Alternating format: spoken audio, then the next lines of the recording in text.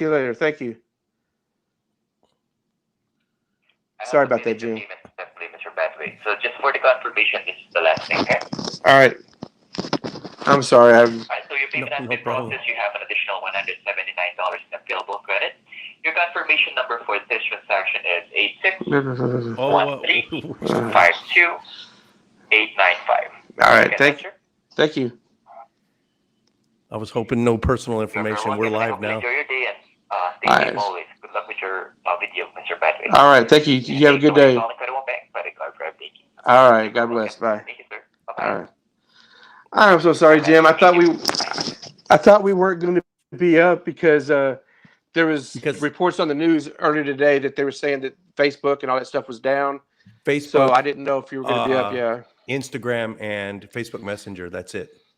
Yeah. So I couldn't advertise. I couldn't market it out. I've only got 5 people watching right now. All right. So, all right. I've only been late 4 times. I'm not upset, but one thing I cannot understand when I retired from the 21 years in the Marine Corps, the one thing that blew me away the most was civilians, how slow they. I'm not saying you are, but how slow they move and how they're late to everything. They're late to everything. It blows me away still.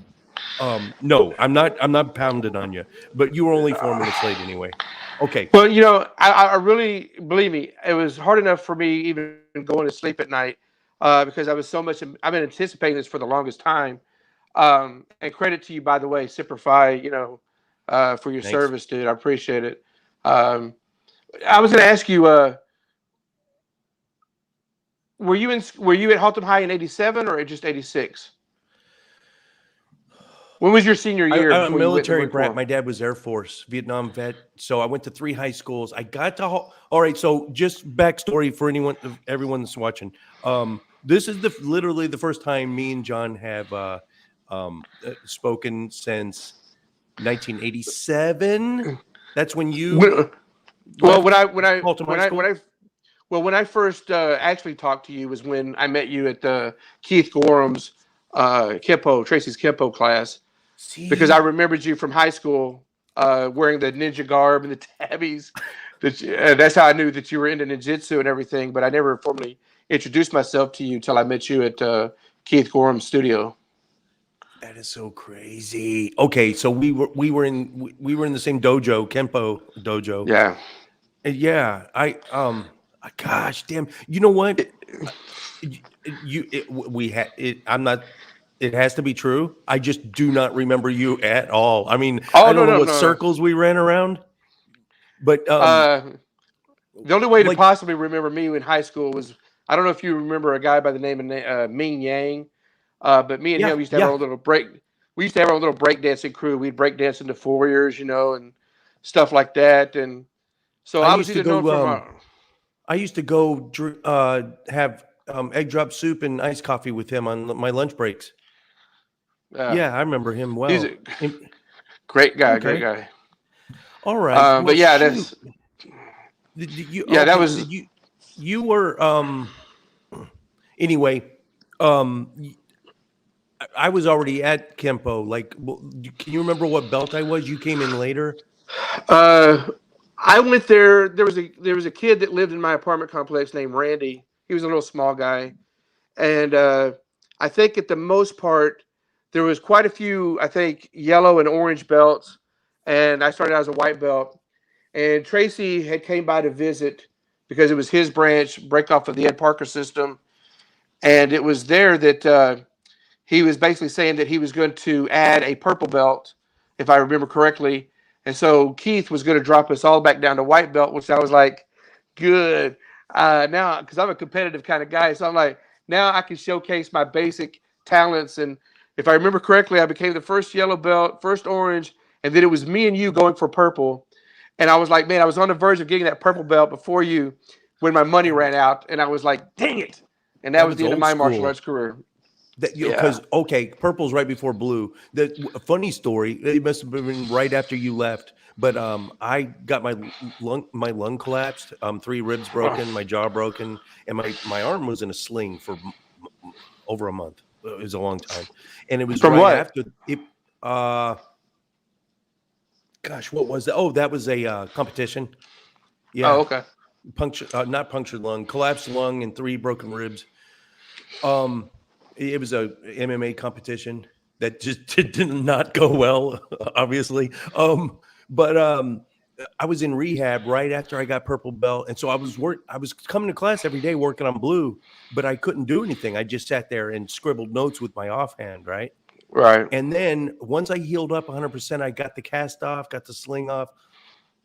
I went and took the blue belt test without ever having done any of the techniques or the katas, just from visualizing it, closing my eyes, watching myself do it in the air, Right. and taking the notes. And I got my blue belt without ever having done any of the techniques. It was crazy.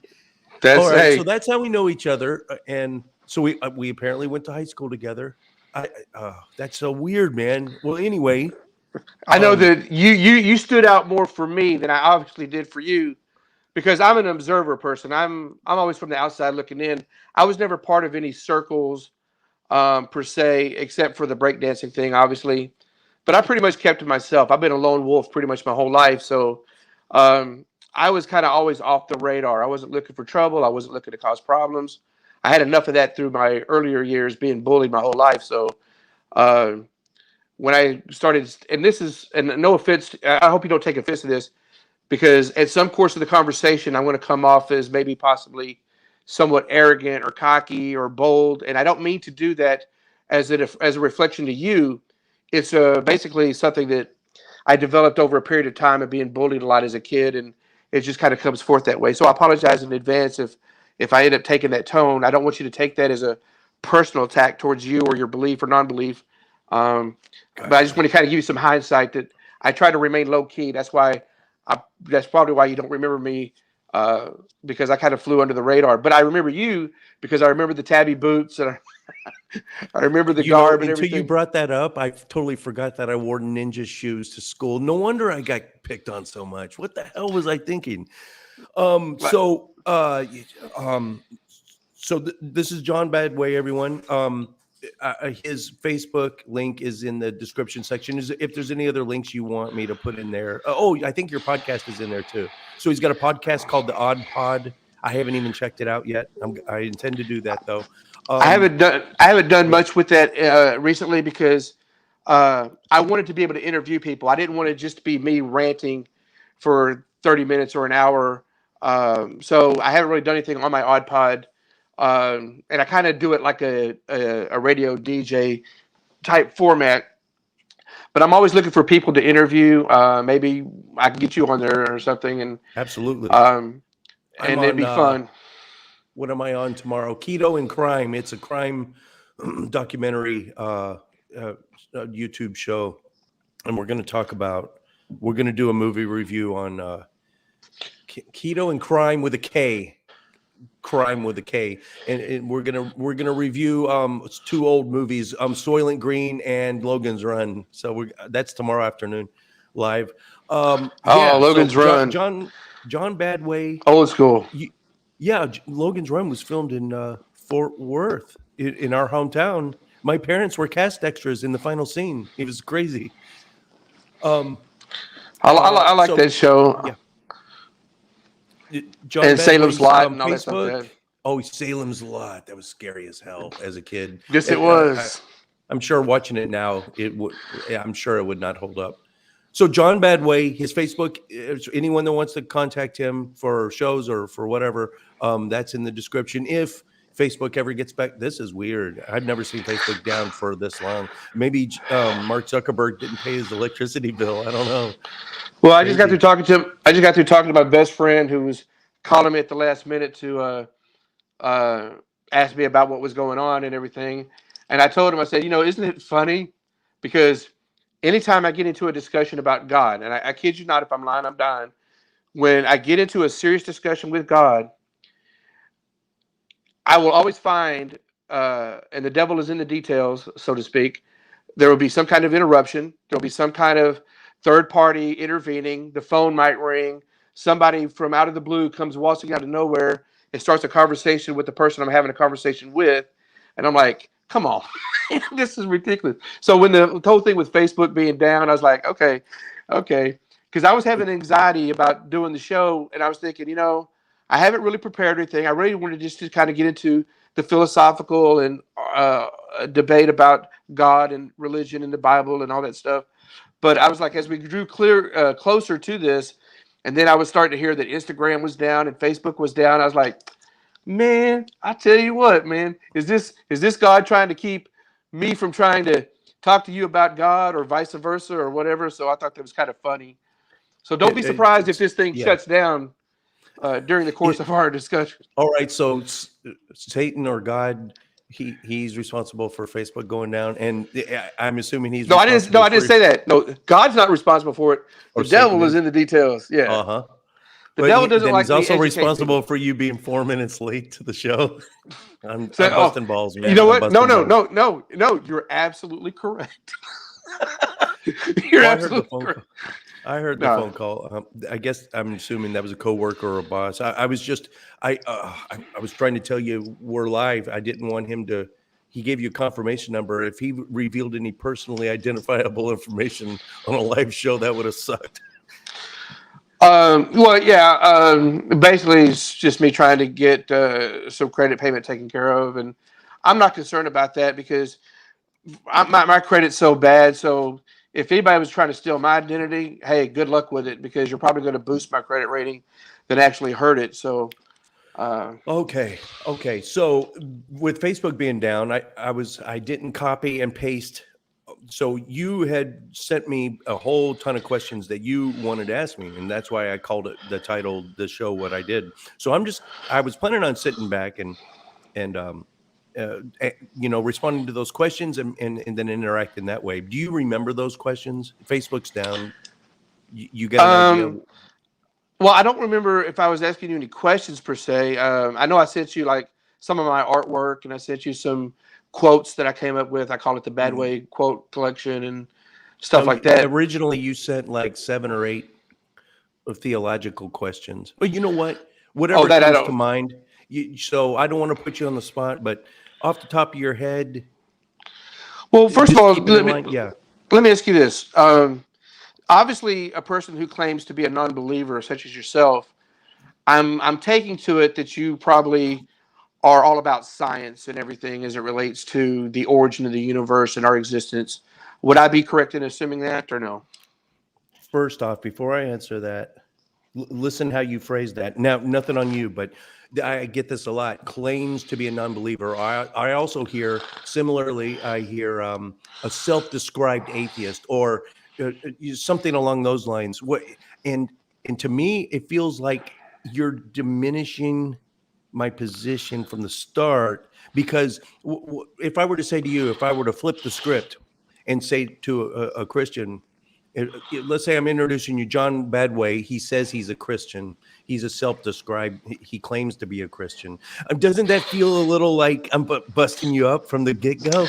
Not at all. And let me clarify what I mean by when I say what I said about the atheism aspect of it. And I know you're going to take offense to it probably, and it's not intentionally, but it's just that I've thought about this.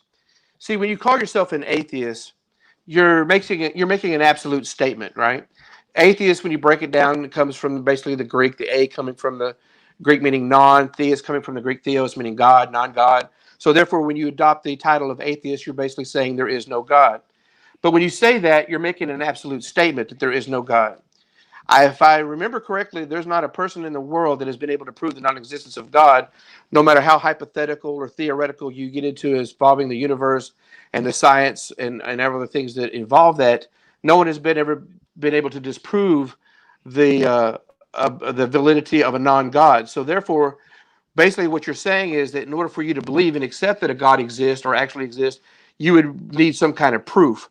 Now, you may say, well, I don't need proof because I don't believe in God no matter what. But basically, if you're requiring proof for me to give to you that a God exists, that makes you really an agnostic. And if I gave you evidence that God exists and you still chose not to accept that, then the Bible basically says, and I quote, that a fool in his heart says there is no God. So I'm not calling you a fool by any stretch of the imagination, but I don't want to come across as being condescending, but that's why I make the stand when I say I prefer to use the term non-believer as opposed to atheist, because you can choose not to believe all you want to, but if you can't give me any credible proof that God does not exist, and I know you're going to flip the script out onto me and say, well, can you prove to me that God exists? Well, my first, Do I need John? Do I need to be here? Because you're arguing I'm, both sides of the case right now. I think I tried to warn you that I do have a tendency to be somewhat long-winded. Yes. No, that's fine. But you're answering for me also too. But you know what? Okay. I wouldn't even. I'm not even complaining because for the most part you're right. But I've already written 6 notes just since you've been talking. So let me respond to them. Okay. You did it again. You said you call yourself an atheist. See, if I were to say, and you call yourself a Christian, that almost feels like straw manning. It almost feels like you're straw manning. Like, are you really an atheist, or what is an atheist, or do you even know what an atheist is? You know, self-described atheist, self-purported atheist. You call yourself, no, I'm an atheist. Next one. You can't prove that God does not exist. You can't prove a negative. Court of law doesn't prove non-guilty. It proves guilty. Second is proof only exists in mathematics and law. Proof beyond a reasonable doubt. In natural science, especially, there's no such thing as proof. There's only overwhelming evidence. That's the best you can get at. Next is if you gave me evidence. Well, that's what this show's for. So I'm going to look at that evidence.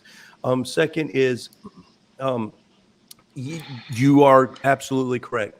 Except for the etymology of the word atheist. You said a and theo. A meaning non or without, and theo meaning God or a deity.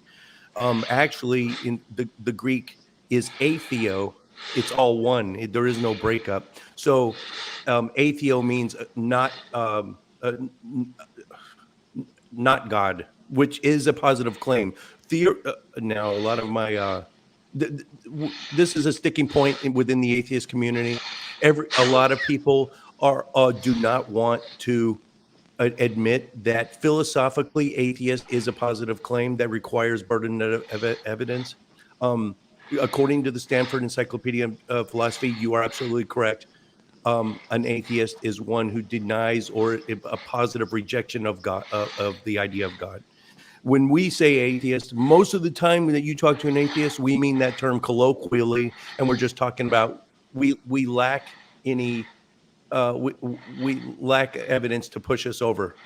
You know, we're tentatively holding out for more information, that kind of thing. It's a passive. So colloquially, I'm an atheist. Philosophically, I am an agnostic. So anyway, last thing, you said a fool in his heart, and you quoted, I think that's Romans, right? A fool in his heart says there is no God, and I know you said that you're not calling me a fool, but it says there in the Bible, and Matthew 5:22 said anyone who calls a man a fool. person a fool, yeah, you risk going to hell. You risk danger of hellfire. But just for clarification, I didn't call you a fool. Right. So it's not man calling you a fool, right, or you in general as a collective group of non-believers as fools. That's what the scripture says. That's what God is saying to a person who's a non-believer. It's like, look, I give you all this around you, and you still have the audacity to say that I don't exist. And I think that's what that's kind of referencing there. And I try not to call anybody a fool. But, you know, you and I both agree that we live in a time and age where there's a lot of foolish people in this world, and you just really want to go off on them, and you can't help it. But you try to digress because you don't want to insult anybody. You don't want to insult anybody's intelligence. And I hope you don't take, like I said early on, I hope you don't take that anything I say is a direct attack towards you personally. This is a battle between, well, what I consider spiritual warfare. It's basically between those of us who believe in God, and I would dare say the reality of God, versus the opinion or the belief system that there is no God. And I guess that's what I'm trying to figure out more so than anything is, why is it that you don't believe in God? Now, here's the weird thing. Before you answer that question, because I want you to also, while you're thinking, I want you to go back to the very first time in your life, because I want you to explore this, when you came up with the conclusion or the ideology that you no longer accepted the idea or possibility of God, or was it something that you always believed? So before we get into that, I just want to state for the record, when I call myself a Christian, I am a non-religious Christian. In other words, I don't define myself by a book. I don't define myself by a church. I don't define myself by a religion, and et cetera, et cetera, et cetera. When I call myself a Christian is for the one simple aspect is that I believe in the divine power of God, the God of the Bible, the Torah, the Talmud, the New Testament and Old, and that I believe that Christ was here and that he is truly God in the flesh. And he died for our sins so that we could be saved, because obviously we can't do it ourselves. This is the vanity of man. This is what caused man to separate himself from God in the first place, was his vanity, his ego. That's what caused the eating of the proverbial fruit, and I believe it was a proverbial fruit, not necessarily an edible fruit, the tree of knowledge of good and evil. What God was basically commanding Adam and Eve to not do at that time was to question him, his existence, why things are the way they are. And I think that's where the devil or the serpent, or by whatever imagination you want to call this entity that beguiled Eve in the Garden of Eden, um, that's why he was able to get Eve to falter in her understanding of what God commanded. Was like, did he really not want you to ask questions? You know why he doesn't want you to ask questions? Because when you ask questions, you get knowledge. And when you get knowledge, you become powerful. And God does not want you to be powerful, because then you'll be like a God yourself. And so this is what is enticing to us as human beings, is where our quest and our thirst for knowledge and understanding. And that's what causes us to separate ourselves from God. Now, I know this is not what's preached in the Bible circle or in church. This is from my understanding of me taking personal countless hours of reflecting and thinking about things through, because I think the biggest problem that I think non-believers have when it relates to God, because always the conversation will downgrade into an attack on religion and the Bible, the possible inerrancies of the Bible, discrepancies in the Bible. I am not a Bible scholar. I don't claim to be. I know a few scriptures. I know what matters most importantly. I know that some of the scriptures that I've encountered are not really in conflict. That what it is, it's a matter of interpretation or a matter of understanding. And the more in depth you get into understanding Hebrew and Greek and Latin, you'll probably be able to figure a lot of these things out and realize there's really no discrepancies or errancies. And if there are, come on. The Bible was not written by God per se behind some oak desk, going, this is what I want people to know about me. This was written by men, and I'm sure you've heard this argument before or discussion before, that the Bible was written by men who were inspired by God, by men who got the word from God, like the Ten Commandments and everything, whatever Moses encountered with God when he was on Mount Sinai, and also stories, parables. When Christ spoke in parables, these weren't necessarily actual stories that he encountered, that he was sharing with people, even though these are accounts that happen every day, like the Good Samaritan and the prodigal son and so on. So you can't expect the Bible to be taken 100% literally. And I know this is where Christians kind of fail in their discussions with non-believers about the Bible, is because you lock them kind of into this box when you say, do you believe in the Bible? Well, of course, whereas Christians are going to say, yeah. Do you believe every word to be true? Well, you just asked us if we believe in the Bible, so we have to say the yeah. And then you got us lock, stock, and barrel. We know, I know this. I see the coming. I see the writing on the wall, because then when you do propose a possible errancy in the Bible, the Christian who is really uneducated and misinformed doesn't know how to respond. And that's really unfair to them. But at the same time, if you remember the movie Zeitgeist, the documentary, have you seen the movie Zeitgeist? I'm sure. So yeah, and before you continue, we can be, people can be wrong. People can be wrong. So yeah, those pagan parallels to Horus was way overreaching, and there was a lot of inaccurate information in that movie. Well, that's the point that I'm exactly what I'm making right there, is when you're making comparisons of Horus, Mithra, Vishnu, Zoroaster, all this to Christ. And the thing that I thought was funny right off the bat was when they said, well, Horus and Vishnu and Mithra and Zoroaster, well, they were all born on December 25th. And the first thing I thought, well, excuse me, wait a minute. You can't compare that to Christ because nowhere in the Bible does it give the physical, actual date of Christ's birth. This is an assumption based upon Christians accepting the celebration of the pagan Roman customs of celebrating the winter solstice, and they adopted December 25th as their whatever, if you want to believe in the birth of Christ. But no Christian in their right mind, if they truly understood God, would ever celebrate Christmas or Easter. These are things that are born out of pagan customs. And God hates, if you know anything about the Bible, you know that God hates pagan customs and would not want to do anything to mix himself with pagan customs. So, but the second thing that it pointed out was the three wise men. All these other deities were visited by three wise men, as if to assume that the Christ story is based upon these previous stories. I'm like, well, first of all, nowhere in the Bible does it mention three wise men. It mentions wise men of the Far East come bearing gifts of gold, frankincense, and myrrh. Three gifts, but it could have been two wise men. It could have been 1,000, but it doesn't actually say three. But this has been an assumption that Christians have adopted. And this is what I think, again, hurts Christians and religion in general, is they're having a lot of false information taught to them in the church. And these are by people who go to seminary, for crying out loud. I mean, I've gone to a church and asked a pastor, what's the second commandment? Now, these people have gone to seminary, right? They've gone to seminary. They should know the 10 commandments like the back of their hand. So when a pastor is sitting there going, the second commandment, I say, pastor, goes right in line with the first commandment. You should get this. It's right off the bat. It's not hard. And they go, let's see, thou shalt not kill. No, I think that's number 5. Thou shalt not bear false witness. John, sorry. Let's do this in chunks because the comment section, and I can't fault them for this. They feel like maybe you're preaching a little. So let's just do little bite-sized chunks instead of long, not that you're long-winded. You're not long-winded. Let me respond a little bit. No, that's fine. I can get that way too. First thing is, no, I'm not about, there was a time when I did use gotcha questions there. So, full disclosure, I would try to use,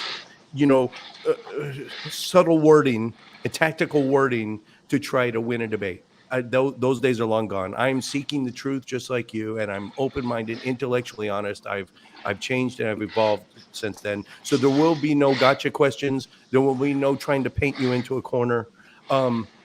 Next is, you said Christmas. Yeah, we don't know. In fact, if Jesus did exist, he was probably born around springtime or in warm weather, because it did mention shepherds out, and shepherds technically in the Levant area during the 1st century, they didn't sleep outside with their livestock unless it was warm weather. December 25th, the winter solstice, was adopted by the Christian church to overshadow all the pagan celebrations during that same time, and it worked, because no one nowadays worships, no one celebrates Sol Invictus or Saturnalia.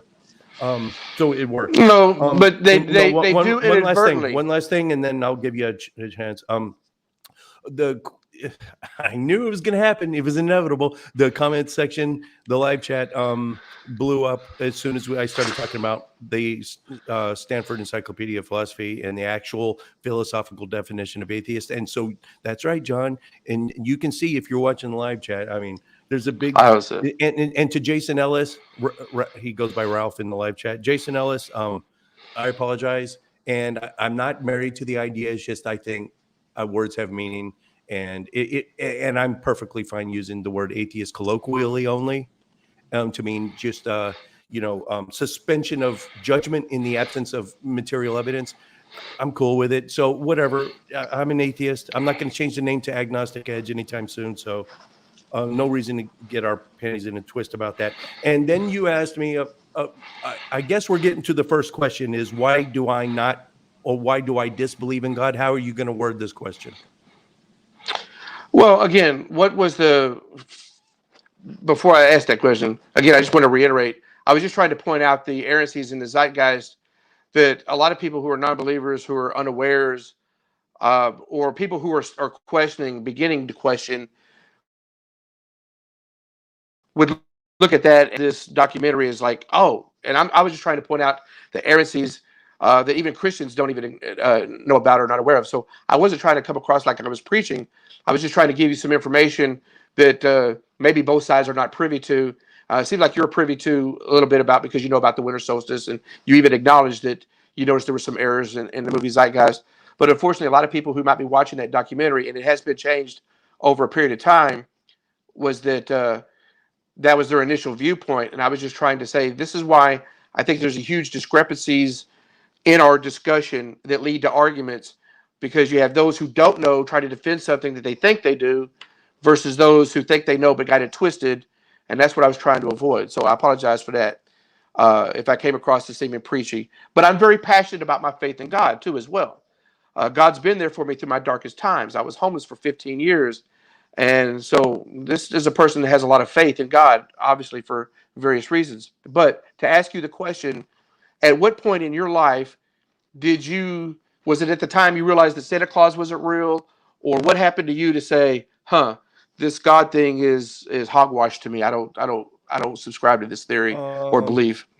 Yeah, I don't have my books in front of me. I wrote 2 books. The first one, Most People Believe in God, Can They All Be Wrong? The preface is my origin story, so it's in there if anyone wants to take a look. But the quick wave top version is the light bulb came on around age 6. At the time, my parents were a very devout Southern Baptist. So I went to Vacation Bible School every summer. When I was 8, it was my 3rd summer of Vacation Bible School. There was just too many things weren't clicking in my head. I was listening to the Bible study, and I apparently I was asking too many questions. And I wasn't trying to get the teachers into, gotcha questions, but things just weren't making sense to me. It didn't seem plausible. And I remember vividly the head pastor, Pastor Simmons. My mom showed up, and in the class, VBS wasn't over that day. She came early, and I wondered why. And the main pastor and her went out in the hallway and was talking, and they didn't know I could hear them. And I remember it to this day. But he basically told her, "Hey, he's not invited to. He's basically he's not welcome at Vacation Bible School anymore." So I got kicked out of VBS at age 8. I didn't know the word agnostic. I didn't know atheist. Around the time that you and I knew each other in high school, I think I was 15, 16. A friend of mine said he was an atheist, and I started probing him, what do you mean by that? And I was like, yep, and yep, I'm an atheist.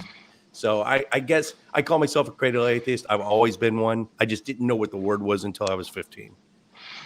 So would you say then that the primary reason for your non-belief was because the people in authority that who are telling you about God didn't seem to be able to want to answer your questions or answer them sufficiently enough, and that's what turns you away from God, you think? They didn't provide you the answers you were looking for? Yeah, one in particular was umbilical cords. And I was asked, and I just asked, did Adam and Eve have belly buttons?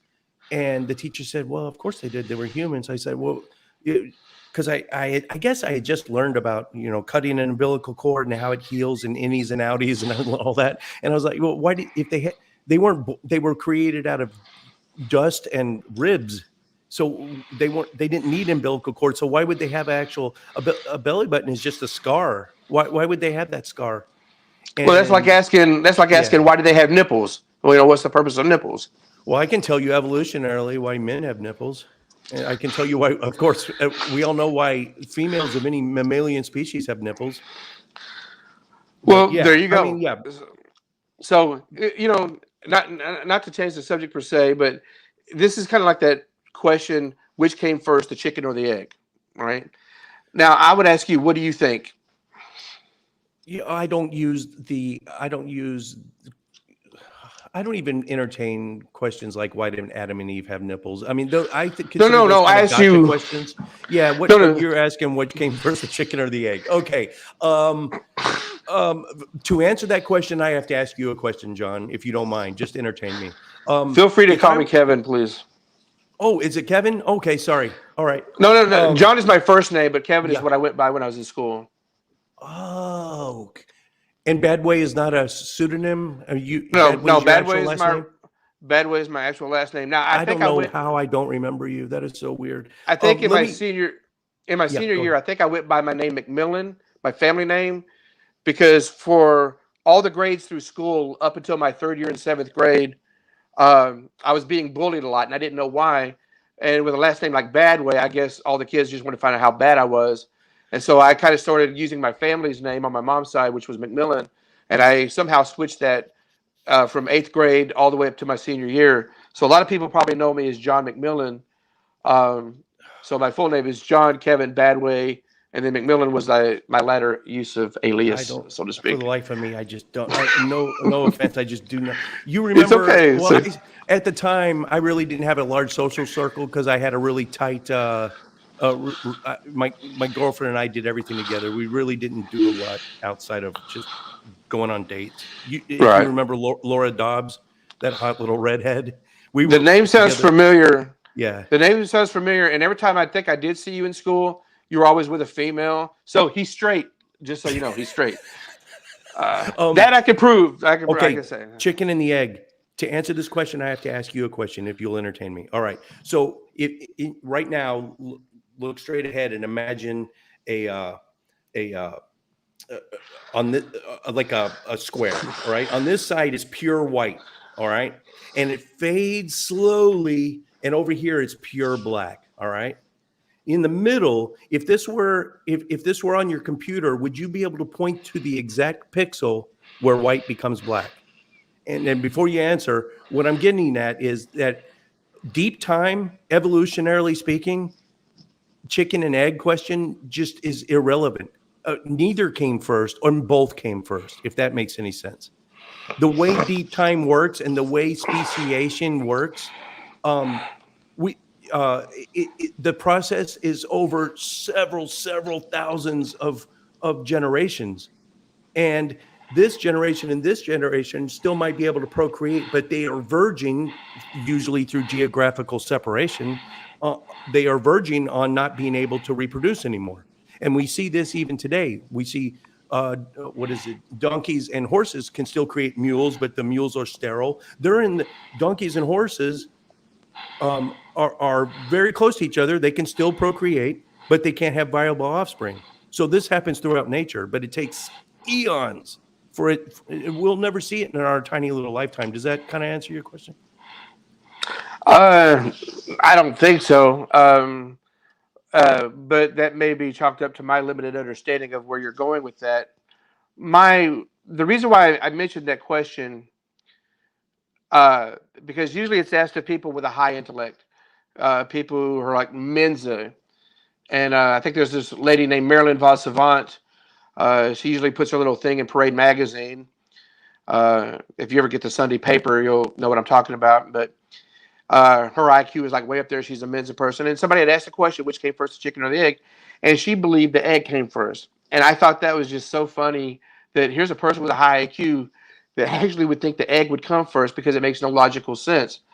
So that's why I was asking you that question, because in order for something to exist, if we're looking at life, for example, obviously, if God was going to create people, he would not start out with creating a child.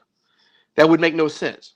He would want to start out with somebody that would have within them the inner understanding of how to raise a child, how to rear it in the way it's supposed to go, and so forth and so on.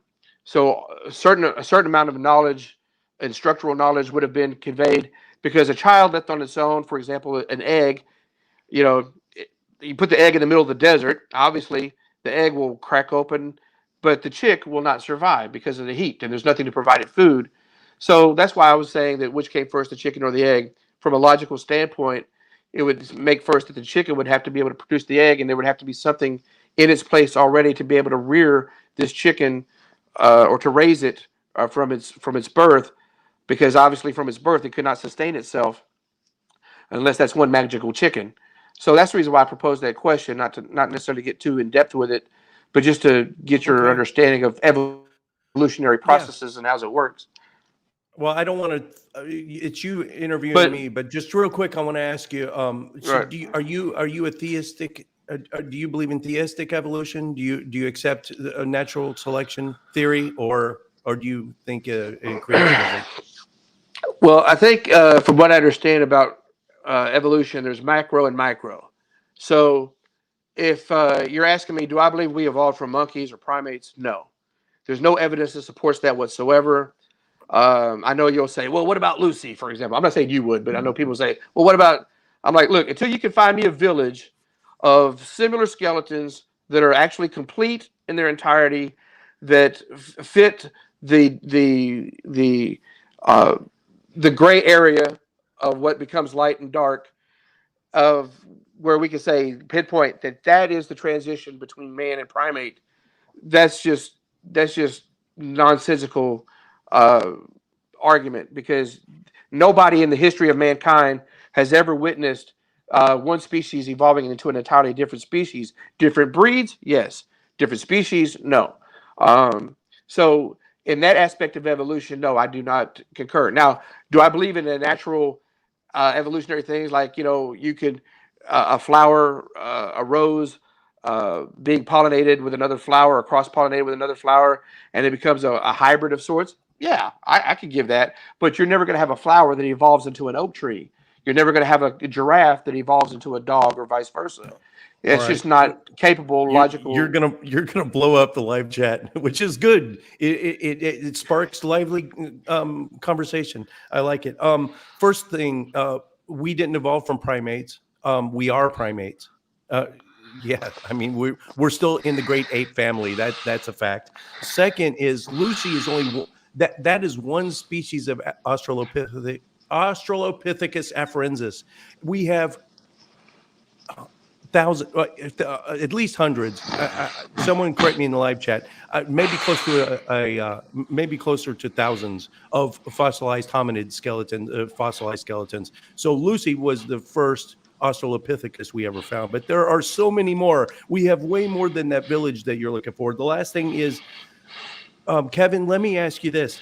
What you believe in microevolution, small changes that don't require speciation, so they can't become species. But what would microevolution look like from our little myopic viewpoint if we extended microevolution to 3 million years? If it can change in just a couple generations, what would we call microevolution if we did it for 3 million years? What would that be called? It's funny to me when you threw out millions of years, because the first thing that popped in my head is Carl Sagan, right? Carl Sagan's explanation of everything was like billions and billions of years ago in the same processes. It took billions. Shit, that's a good. Wow. Carl Sagan lives through Kevin Badwey. What would you call it, Kevin? Microevolution just extended out 3 million years, which is, I think. But I don't. That's about the far limit of the Homo sapiens. I don't. Hominids. You're asking me if I believe that we've been here for millions of years.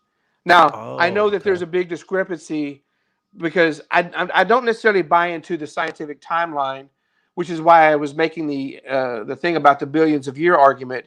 Because in order for the scientific evolutionary process idea to work, you have to throw in countless amounts of zeros, and then you have to throw out a countless amount of cosmic possibilities or impossibilities, to lead to any kind of probabilities that would lead to the possibility of even us being here at this particular day and time. We are a total considered fluke of nature if you believe in the Big Bang Theory, for whatever theory you believe in as far as the origin of our universe. And it just does not make sense to me. It almost seems funny to me that it requires more faith of your view, of the worldview, of believing in science as being your be-all, end-all explanation of how we're all here, as far as to believing in a higher power that said, look, I begat everything. And I think what's the thing that's at fault here is the understanding of what that higher power is. I'll say this. I find it interesting that science says that the universe is comprised of basically time, space, matter, and energy. Okay. You agree or concur? Or disagree? Say it one more time. The live chat. I'm sorry. I'm not being distracted, but the live chat, there's so much going on. Okay. Space, time, matter, and energy. Yeah, Are you asking me, are according. those the only things there are? No. I'm saying that for the most part, in a nutshell, scientists will basically break it down to say that the universe is comprised of time, space, and matter, energy. Now, I know within time, space, matter, energy, you can break it down to all kinds of different little odds and ends. But for the most part, time, space, matter, and energy pretty much sums up what Sure. basically makes up the universe. Yeah, I want to see where this is going. Sure, but except space and time are kind of more connected than that. They're not really separated. Space time. But Uh, yeah, go ahead. Again, that within itself is debatable, but okay.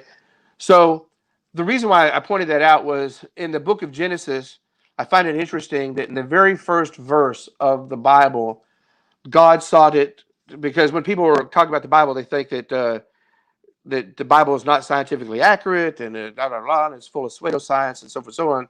I just find it interesting that in the very first verse of Genesis, it says, "In the beginning," a reference to time, God, a reference to divine spiritual energy, created the heavens, a reference to space, and the earth, which is a reference to matter. So basically, God is telling you from the very first verse in Genesis what the Bible or what the universe is comprised of. Now, you, from a non-believer standpoint, would say, "Oh, the way the Bible is written, how can anybody take it seriously?" You have to understand, these people didn't have scientific notations on how to write, how God actually did this, that, and the other. So they wrote it in the most simplistic form, and that's what's beautiful about the Bible is it's written in a simplistic way that we can read on the surface, and it makes somewhat sense. But then when we get into like understanding Hebrew and the Greek and the underlying stories that are within the stories and what they're telling us, conveying us, whether it be prophecy or this and the other, the more intricate the Bible becomes. And I'm thinking, man, that's an awful lot of work for people to come up with for something that's I get your mythological. point. Let's move it ahead, Kevin. I don't want to cut you off, but Yeah, you do. I totally see your point, and I have so many responses to that, and follow up questions. But this is your show, as per the title. So hit me with another question. We'll do it that way. Well, Not to put you on the spot. I know oh Facebook's no, down, no, and that's where you posted them. But no. It's no. That was just basically just trying to understand because in science, if your faith is in science, let me ask you this: as far as the Big Bang Theory goes, and there's different Big Bang theories. Which one do you subscribe to? The one that involves the quark, the one that involves, as Neil deGrasse Tyson would said on the Stephen Colbert Show. Believe it or not, I saw it, so I know it's true. He said that two black holes collided and created the Big Bang, which again is like one of the dumbest things he could have ever said. He can't even make yeah, up can't even make up his I mind what know size the it's Earth is. Whether it's a pear inflationary shaped. inflationary cosmology. Listen, the best way to we can both. When I'm done here, we're both going to agree. That's my prediction. Okay, so the Big Bang Theory is Bold words. it is the who knows if it's right. All the evidence right now, a mountain of evidence is stacked on it being correct. And I can name off all the evidences, but something mind blowing might change. It might happen, and we're like, "Whoa!" Let me just tell you this, and we're both going to agree. The Big Bang Theory says nothing about initial first cause. It doesn't. The Big Bang Theory only goes as far back as t equals negative 23 seconds. All right, so 10 to the negative 23 seconds after t equals 0, which is when time and when the Big Bang theoretically happened.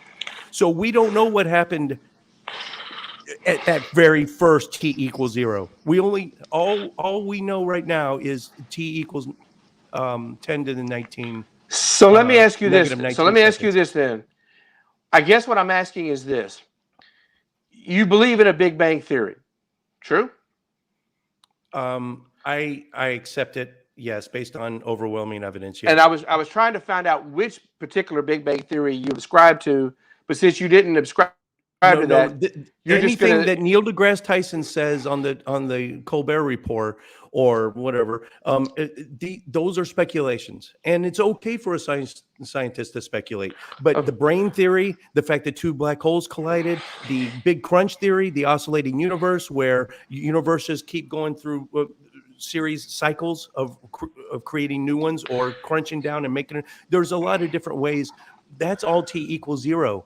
This universe is the only, we have a sample size of 1. This is the only universe that we know of. We don't have any multiverse theory, any crunching, anything that happened at t equals 0 is complete pure speculation. But no, real quick.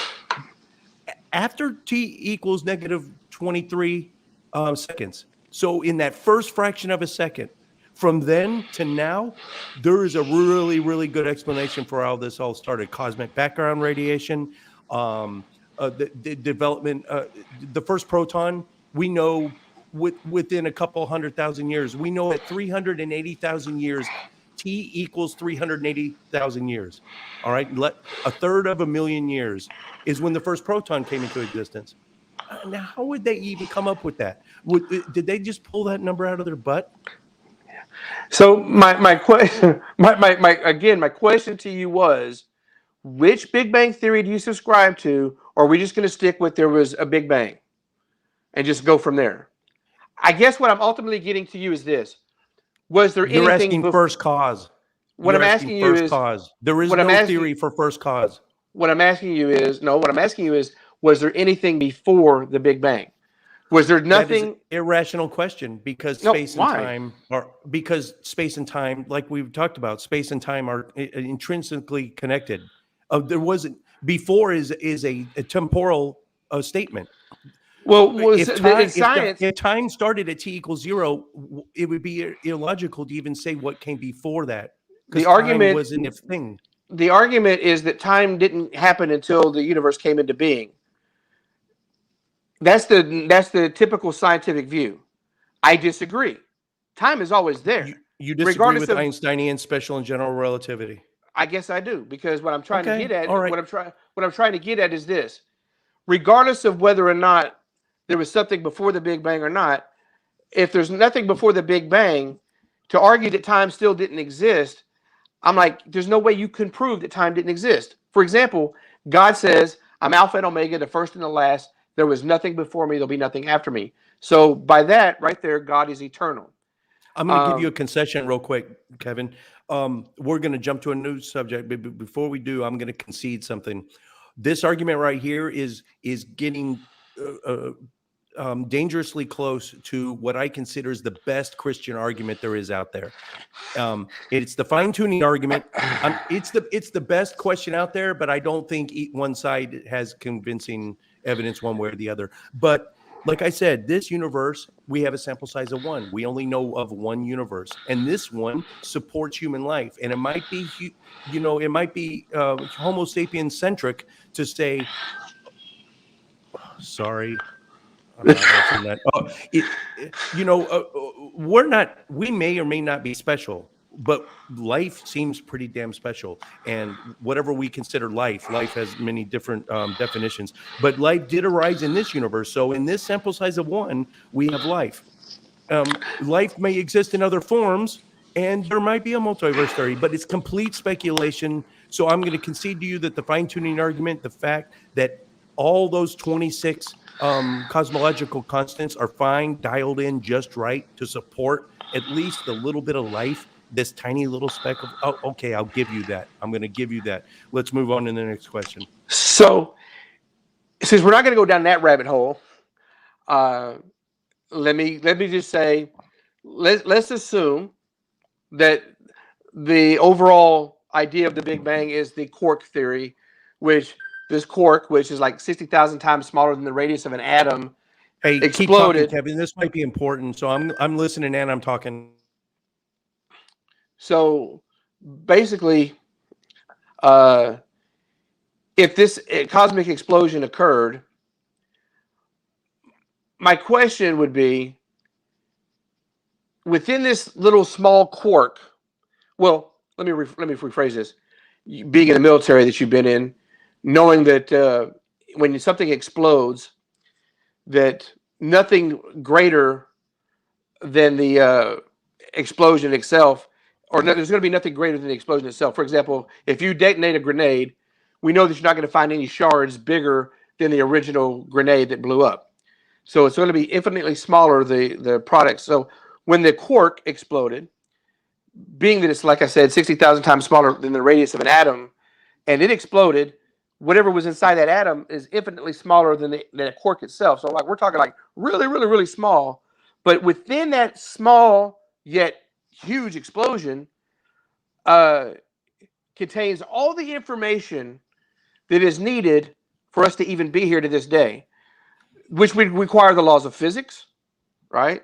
Which would require everything in our being, the All DNA. right. Okay. I understand where you're going. Wait, so no, what I'm getting at is that laws of physics denote a sense of purpose and denotes a sense of intelligence. So it would stand to reason that this quark, being, if there was nothing before it, or even if there was something before it, the ultimate thing is what created the quark that contained within this vibrant, intelligent information that happened over millions or billions of years or eons for us to even exist in this one little planet. Okay. Quarks weren't created in a furnace until they weren't around at that time.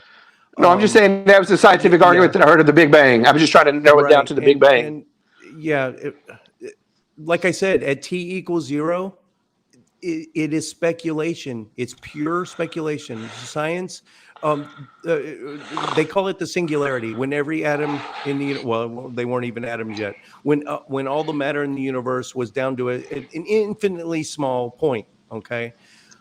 Anything from a theological or a scientific viewpoint, it is all speculation right now. It is complete conjecture on both our sides. We have no idea. We're just flapping in the wind. You are, and I am. Do you believe that you were born out of chaos? What your existence? Do you believe dynamics? Do you believe that your existence is born out of chaos? This explosion that happened had no reason to happen. It just happened, and that the stars and the mass. This and is the all galaxies speculation, Kevin. Okay. There's 4 fundamental. If I believe in the second law of thermodynamics that everything tends towards entropy, then yes. But yeah, so I think what you're getting at is what created the energy to cause. It's all speculation again. One more thing is the four fundamental forces of nature are the weak nuclear force, the strong nuclear force, electromagnetism, and gravity. There is no scientist alive right now that can our physics, the physics that we have, humans have, it breaks down at the singularity. Physics cannot be used for that. It just doesn't work. It's all the realm of speculation. I'm sorry. Can we move on to another one? Well, what I was trying to get at was the understanding of purpose, why we're here. If there's no reason for us to be here, if we were born out of some cosmic fluke, we're just cosmic dust particles that somehow came together over an expansive period of time, and we have no reason to be here. We're just here. My question to you is, why follow a certain set of rules or laws if you have no need for morality or ethics whatsoever, because you're just a cosmic fluke? Okay, so good. And now we're transitioning to now we're on morality. Okay, so first I'll say, I think you're looking at this from a human-centric viewpoint. Like, man, I'm sentient. I have a prefrontal cortex. I'm the smartest living thing on this planet. Therefore, there's something about me that I must have been destined to be here. I'm like evolution ended with us, and we're not going to continue. Like, if I were to ask you in 5 million years, would we look like we do now? You'd say pretty much. I'm guessing, and we're not going to look anything like we do now in 5 million years. I can speculate as to what we'll look like based on how the trajectory is going, but we're not the final destination of evolution. If entropy has anything to say about it, if you believe in the laws of thermodynamics and entropy, if we're downgraded from the primate, I would suggest that we probably would look. If you believe that, and that's, I have no desire to swing from trees or eat bananas. I don't have nothing in my remote history that says, man, I long to go swinging from tree to tree and hanging out with other monkeys. I have no desire whatsoever. I don't even go to the zoo. When I see another monkey, I don't sit there and go, He looks like a lost long relative. I wonder if that's my great uncle. I don't see how you can make the correlation. Just because they can stand up all right, just because they have 5 fingers and a thumb and appendage, doesn't near give me the assumption that, oh, we're somehow related to a primate or the monkey. We're closely more related to the pig. Our skin is the same, internal organs are the same. So we're more closely related to the pig. Our DNA is 98.5% the same as a chimpanzee. Doesn't make you a chimpanzee, though. Nope. 98.5%. So I don't know what a pig is, but I'm pretty sure it's not 98.5%. We are most closely related to other primates. That is objective fact, right? Not for me. I mean, that's your assumption. I could take you. Well, you're in California now. We could meet halfway and find the nearest biochemistry lab, and we could get some really smart people to walk us through. We could do it. We could conduct the experiment ourselves. We can analyze the DNA of Homo sapiens and chimpanzees and see if they're 98.5%. You and I could do that right now if we had the time and the inclination. So let me flip it a little bit. I don't know if you know anything about computer games or this and another, and I sure as heck don't, but I know one thing about a computer program, that if you alter it in any form or fashion or any other, the original program is not going to work. You could change it and alter it and maybe to get it to do something else, but if you do anything to change that program, chances are the program's not going to work and it's not going to be as efficient. And that's basically technically the way evolutionary processes would work, was that over a period of time, you have to have an entirely X number amount of problems and failures before it actually clicks and go, okay, well now here's something that can live. I mean, if you really think about it, you go back to the origin of the Earth as a large, hot, global, fiery planet. You know, no atmosphere, no stratosphere, no ionosphere, no exosphere, no troposphere, none of that. It's out in the vacuum of space. And you're going to tell me that over millions of years that these gases that are emanating, the methane gases and the sulfuric gases and so forth and so on, would normally be sucked out into space, but somehow, miraculously, because of gravity, it was able to contain these gases and create its own, visually, its first sphere of containment. And of course, you had sulfuric rain and methane and all that stuff there, which nothing could live in this environment, obviously. But of course, after millions of years, eventually things kind of started to filter out, and then eventually it turned to regular clouds. I don't know how that all happened, but I'm sure science has an explanation for that. But of course, it took millions of years for that to happen.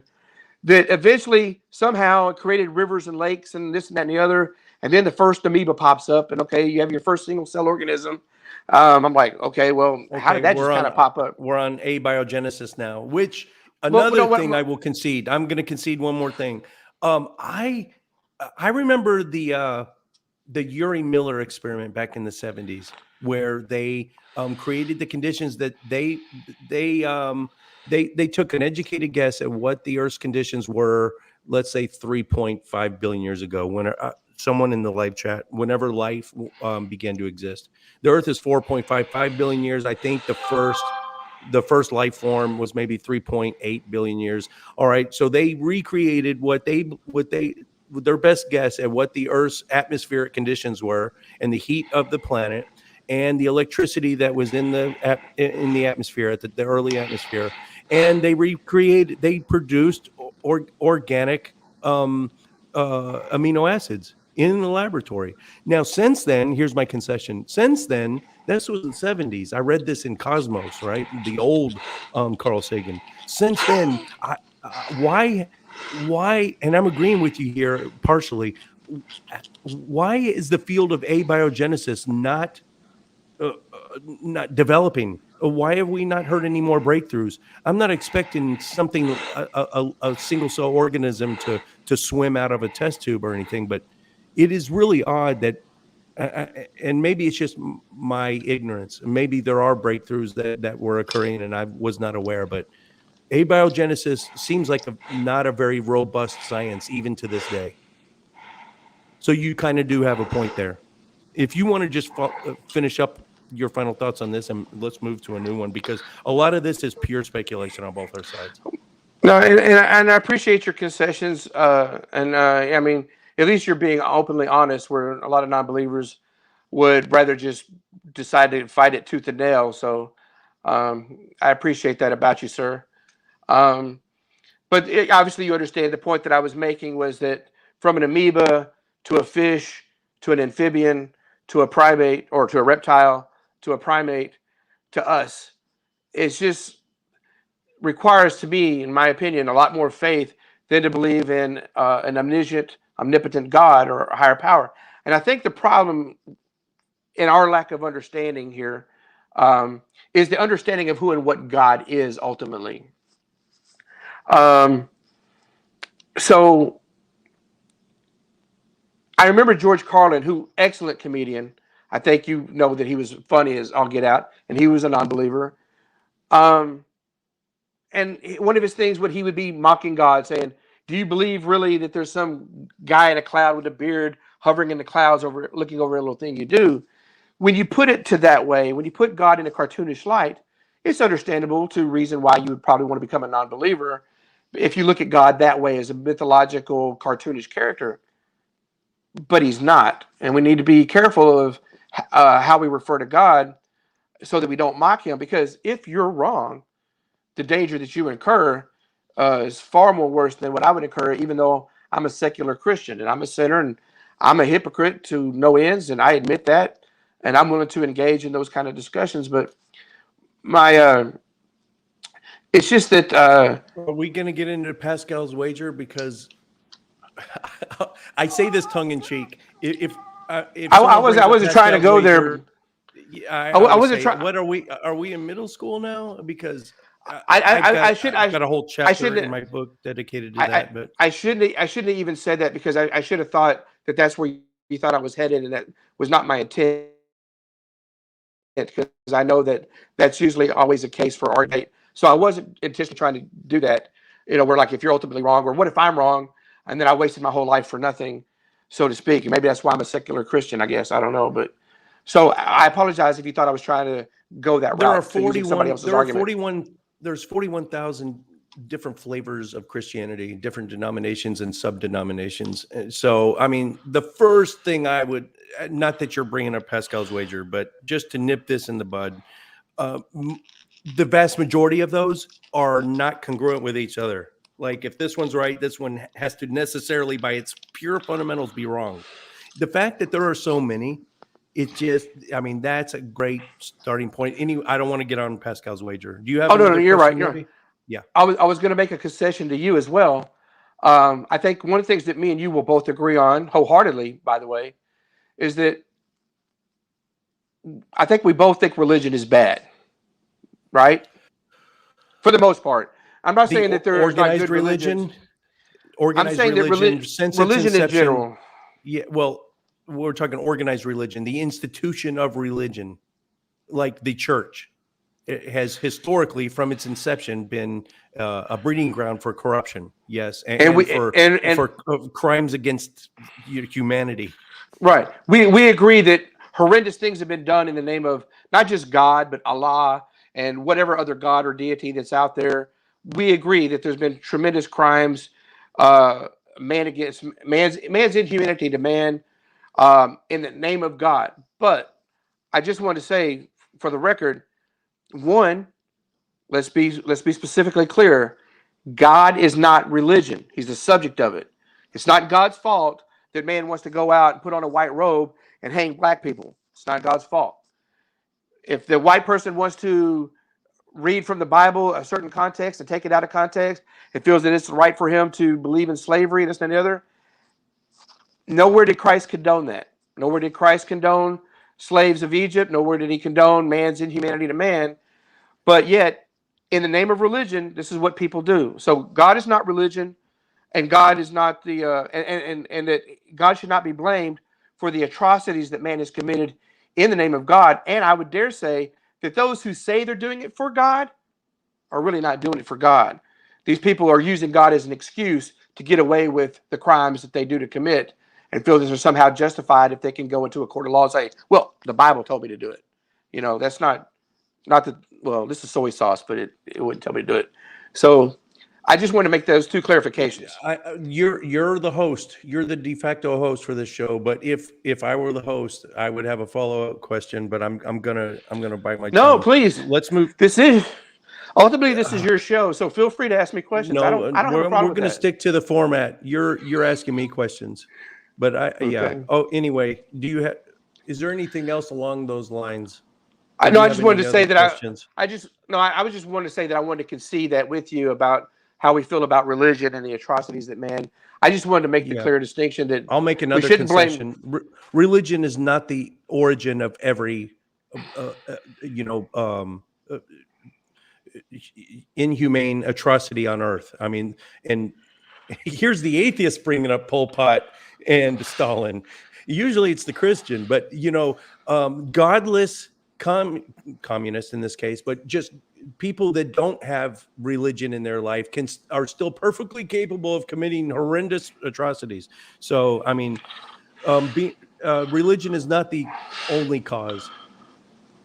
Right, and at the same time, non-believers, and I don't know how you are as a person.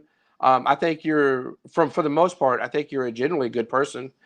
I don't know you that well, but I think you're obviously very likable, and I think that's why you have a lot of friends and a lot of people follow you, and that's commendable. Um, so there's a lot of non-believers that, oh my God, they act more Christian-like than most Christians. But if I was to get into that discussion again, it would be only to say why does a non-believer feel like he has to follow any kind of moral code if he has no purpose for being here in the first place?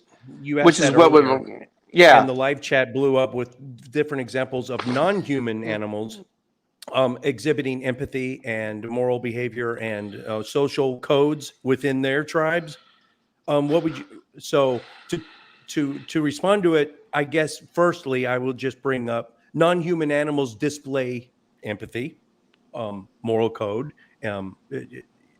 They will, you know, there are certain species. There's one I just saw a documentary on. There's a certain species of bird where the alpha in the flock will get at the top of the tree as like a sentinel, like a lookout, right? And he's putting him, and the brightly colored birds, and he puts himself out there. He knows he's putting himself in danger from other predators, but he sacrifices himself, and we can pinpoint.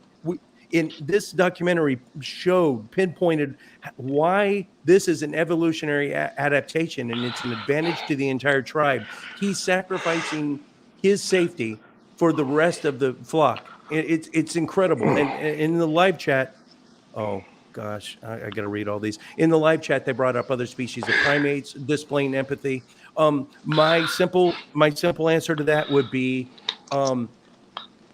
I would have to ask you a question. To answer your question, I've got to ask you a question. Would the agricultural revolution, the industrial revolution, would societies have stopped being nomadic and would have settled down and would have been able to live together in a particular density if it weren't for the fact that the society had to come up with rules to keep people from harming others? It's almost inevitable.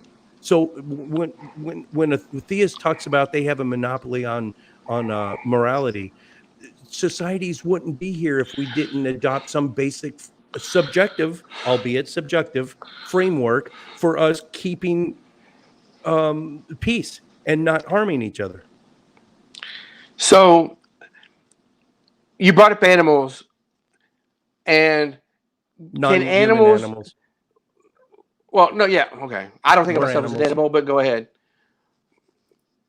Okay, I don't think of myself as an animal, but you go right ahead.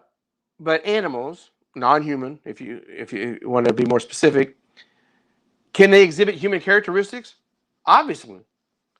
Can human beings, us, exhibit animalistic aspects? Yes. It's evidentiary in the way we treat one another when someone goes out and kills somebody, or the way they do things. What separates us from the animals is the soul. At one time, when God first created the earth, when he first created man and animal, everything was harmonious. You could go out there and run with the lions and the tigers and the bears, and everything was fine. But when sin got introduced, things changed. The playing field changed. And so man became at war with his world and with the animal cultures and within. But do we exhibit? Well, we're all made from the same creator. So it would stand to reason why we exhibit certain characteristics that are similar.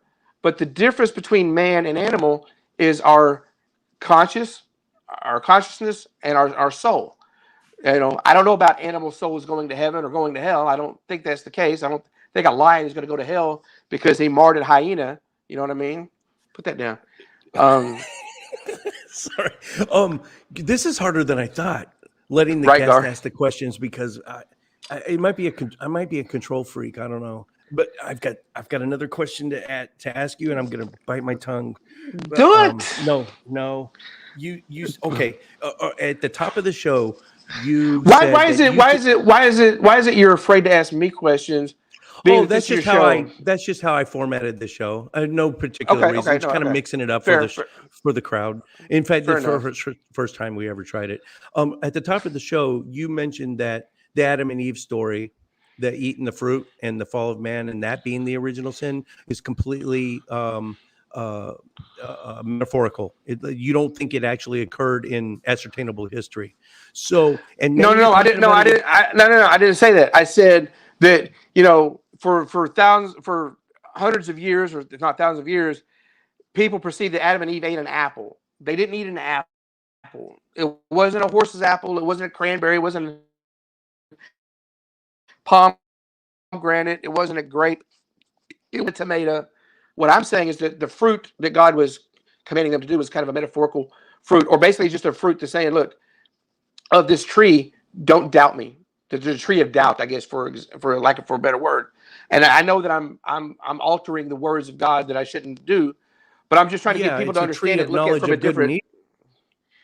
Right, and that's where we get doubt from, is when we start to ask questions that lead us down these roads to try to understand our existence, why we're here. Don't question authority. Don't question.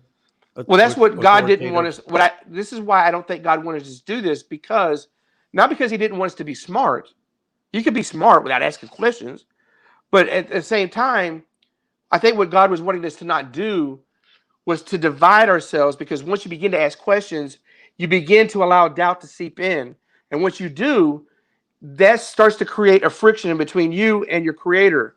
And so then, if you start to doubt your Creator more and more and more, and you start to think, and this is why the devil was cast out of heaven, because of him somehow thinking that he was equal with God. And this is what he tried to introduce to man, thinking that if you had the knowledge, you could be equal with God. And God's like, no, you can't be equal with me. Did you create anything? Did you create the flowers? Did you create life forms, intricate life forms? Did you create the stars, the moons, the planets? No, you didn't do it. So who are you to think that you can put your position as high as mine, when the Bible says you were made a little lower than the angels? And yet you got Christians actually. Oh, you froze up there, Kevin. I hope you're still with us. Can everyone still hear and see me? If you can still hear me, try to get out of the conversation and then try to rejoin. Oh boy. Oh, there he is. Okay. There we go. Are we good? Sorry. Yeah, you. The devil is in. Listen, this is good. I told you the devil is in the details. Satan's definitely trying to impede our progress. Mine. I don't know about yours. Okay, so I still am unclear. I'm going to abandon what the title. If you guys are looking at the title of this show, I'm abandoning it officially, because I'm going to start asking you questions now. The fruit of the tree of knowledge of good and evil is not metaphorical. That's what I thought. It was an allegory, but you're saying now that it actually happened, or I still don't understand. And if it was an allegory, if it was metaphor, I'm going to ask you this: did God create us sinless, and we fell on our own accord, or did He have something to do with our fall? Did He know ahead of time that we were going to fall? Now that's the interesting question, right? Because obviously when people talk about God, they go, well, if God is omnipotent, He knew that we were going to fall, so why would He have created us in the first place? God is free will absolute. I think He created us because He created us to worship Him. primarily. That was our thing, to basically offer him our gratitude for creating us and to worship him. And hey, it's just like your dad brought you into this world. You want to show your dad a lot of reverence. You want to show God, who created everything for your enjoyment, the sunsets, sunrises, everything. You're like, hey, man, this is great. This is awesome. And man, I could go play with lions and tigers. And wow, this is awesome. To show him ultimate reverence. But again, so when God created us, yes, he created us sinless. And he gave us choices. This is where free will comes in. God loves us so much that he doesn't force us to make these decisions. He says, look, this is what I would like you to do. If you do it this way, this is your reward. If you don't do it, this is your punishment. It's just like if you're originally created. Were we originally created sinless? Yes or no? Well, yeah. The devil introduced sin to us, not us introducing sin into the world, or not God introduced sin into the world. Unless you want to make the argument that God introduced sin into the world when he cast Satan and the fallen angels out of heaven and onto the earth, then you could say, well, he introduced sin to the world. Yeah, and we're through getting that, into it. I want to avoid an Epicurean paradox, so I'm going to avoid asking you if God has the. Have power you ever read the book to of? kill... Have you ever read the book of Enoch? I guess is yes. What I was ultimately going to ask you. Because Yeah. the book of Enoch kind of goes into a little bit more details to explain why we have all these different religions and philosophies and weapons and war and stuff like that, and why women do what they do and so forth and so on. If you're knowledgeable of the book of Enoch, even though it's not canonized, I understand that, but I believe wholeheartedly it should be. It's so weird. I'm working on a series. I don't know when it's going to be done in production, but I'm working on a series that's comparing it to older Greek myths, where I think a lot of it was plagiarized. We did a 3-part series just recently. It's on our channel now. We compared the Book of Jonah to the older Greek Jason and the Argonaut stories, and showed how whoever wrote Jonah completely just copied the old Greek tales. Or what? No, well, the Jason and Argonauts is 600 years older than the Book of Jonah. Hold on. So let me propose this as an idea or a thought. Like I said, being that I'm not a Bible scholar, I contemplate things, I think about things, I philosophize about things, about the Bible, God, and I always pray for discernment. So let me just kick this out to you, because I know, being a non-believer as yourself, you're probably aware of the ancient Sumerian texts, and that the Sumerian texts predate the Bible as we know it, allegedly.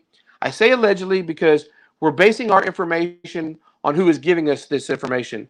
I didn't do the research myself, so I can't tell you archaeologically without a fact or without a doubt that just because somebody says, well, we were doing some discoveries over here and this is what we found, that I'm to accept them at face value when they say that Africa is the birthplace of all mankind because that's where they found the oldest bones.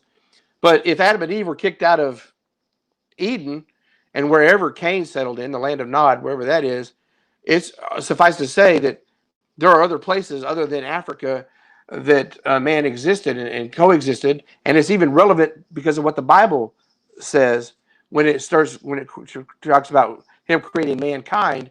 But I digress, because that gets into the whole book of Genesis. Jason Ellis, if you can see on your screen, he asked a good question. If Adam and Eve did not have the knowledge of good and evil, if they did not have a more moral framework prior to eating the fruit, how would they have known that it was bad to eat the fruit? Okay, so again, they were commanded by God not to eat from this fruit, right? Now, obviously, God did not tell Adam and Eve, look, if you eat from this tree, you're going to hell. But he did say that if you eat from this tree, you're going to die. Well, think about our knowledge, right? Our knowledge has grown exponentially in the past few thousand years. And we think that science has bettered our well-being, but in fact, it has hindered us and it has hurt us with processed foods, aerosol cans, pollutants in the atmosphere. We are causing our own cancers that didn't exist thousands of years ago, creating various diseases. I'm going to agree with you. Well, to a certain extent, science is never about should I, it's all about can I, right? So there's a lot of negative side effects to scientific development. I think all in all, it's a total net positive, though. Which goes back to answer Ralph Ellis's question when he goes, were they aware that it was bad to eat from this fruit and why they do it? Remember, it was Eve first who was beguiled by the serpent to get her to question the validity of what God told her. Right? He says, did he really say that you're going to die? Where's the proof in that? You know why he told you that? Because he doesn't want you to be like him. Because he knows that once you have this knowledge, you'll be smart and wise like him. Basically, what he was telling Adam and Eve is that you'll become gods yourself. Well, that's enticing to anybody. And our biggest character flaw, which is what caused the flaw from Satan to fall out of heaven, is our vanity. That's our biggest character flaw. We all somehow think that we can do it ourselves. We can find the answers to our problems. We can find the answer to cancer. We can find the answer to this and the other. God provided you all the answers. You just got to look for them. Seek and you shall find, as it were. There are people like Dr. Sabi, for example, and I bring him up briefly. I don't know if you're familiar with who Dr. Sabi is. His real name was Alfredo Bowman, and he died fairly recently. But anyway, basically, this man had cured cancer, cured HIV, AIDS, leukemia, asthma, diabetes, emphysema, various forms of cancer, et cetera, et cetera, et cetera, et cetera, et cetera. And even though he wasn't really a licensed doctor and he wasn't a lawyer, he got sued in a court in New York court for operating medicine without a license. And so he represented himself. Again, he's not a doctor and he's not a lawyer. And he basically told the judge, he says, look, if I can provide to you people that I've worked with based upon my regimen, and they all had these pre-existing conditions, AIDS, HIV, cancer, all that, et cetera, et cetera, would you drop the case? And the doctor says, if you can provide me actual proof that these people had these conditions and you cure them, I'll drop the case. So he brings in like 77 people that had these conditions, and he cured them all. So how did he do this? With basically natural herbs, not, he's trying to get people off. Kevin, wait, hold on. Link me to this. This sounds really, I'm not going to say preposterous, but my skeptic spidey senses are going haywire right now. I'm going to make a note of it right here, and you link me. This man has done. Link just for the record, guy. our U.S. government, you can just Google him on YouTube and Dr. Sabi. You'll find countless. I want to see peer-reviewed studies. I don't read the whole thing, but I will read the abstracts. You send me some studies. I will. But what I'm getting at is that even in the United States government patent office, the United States Patent Office contains patents on the cures for cancer and AIDS and HIV. So the government is withholding information from you, the private citizen, because the Food and Drug Administration, all of them are all cahoots. And me talking about this is probably going to get us kicked off and banned because this is going to be considered misinformation. But it's true. I just saw on Steve Crowder. I don't know if you follow Steven Crowder at all, but on his show, he was talking about a product called NAC, N-A-C, which is supposed to be really good for helping with liver problems and so forth and so on. And really, anyway, the Food and Drug Administration has now made it hard and have pulled it from various locations and making it almost like impossible to get, because Food and Drug Administration is not about you getting healthy. It's about making money off pharmaceutical drugs. So they want to label it as a drug, but it was not a drug.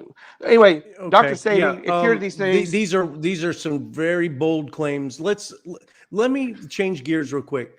And only if you're comfortable talking about this. And we have abandoned the title of the show, so I'm going to ask you a question. If you're not comfortable with this, we'll move on. You mentioned you were homeless for 15 years. And you divulged some other. I don't want to give. I don't want to. Oh, go ahead, dude. My life is your life is an open book. Okay, so you were assaulted as a child, right? We can talk about this. I want to say it was like pre-day school. One of my neighbors, I had my best friend that lived on my right-hand side, and this girl, Patricia, lived on my left-hand side. And anyway, one day I was over at my best friend's house. He has like a shed in the back. And I was over there, his neighbors, which was like the three Asian kids, 2 boys and 1 girl. And then her brother was over there. I don't think Patricia was there or not. But yeah, he pulled down his pants and asked me to lick his wee-wee. And I can't remember. And I don't know, man, how old I was. I might have been We 4 are years definitely old. demonetized now. Jesus. Okay. I was like 4 years old. Demonetized. All right. So I don't want to get into.